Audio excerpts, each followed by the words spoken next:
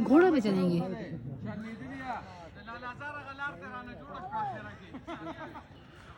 बाबा को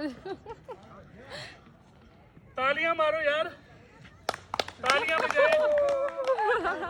आप अभी उस जवान से बेहतर हो, पीछे देखिए। क्या वेट है आपका? वेट कितने? वेट 120।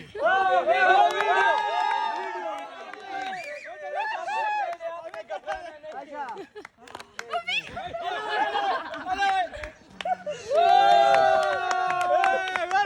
अभी बताएं कितना वेट है आपका?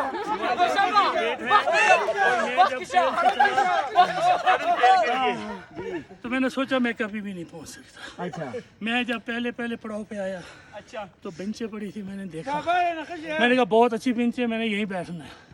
मैंने बच्चों को आप चले जाओ भाई, मैं नहीं जा सकता कभी भी, कभी भी। लेकिन उसके बाद मैंने सोचा यार हमें कुछ करना चाहिए, आगे बढ़ना चाहिए। जी हम अपने बच्चों को क्या पैगाम देंगे? जी, अब मैं घबराना नहीं, आपने बचाओ भाई, आपने सबसे पहले घबराना नहीं है।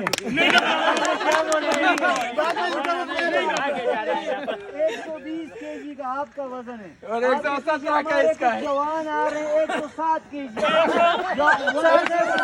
107। तो ये तो बहुत थोड़ा है। थोड़ा है लेकिन थोड़ा है, त्रोड़ा है, 2 किलो का त्रोड़ा है।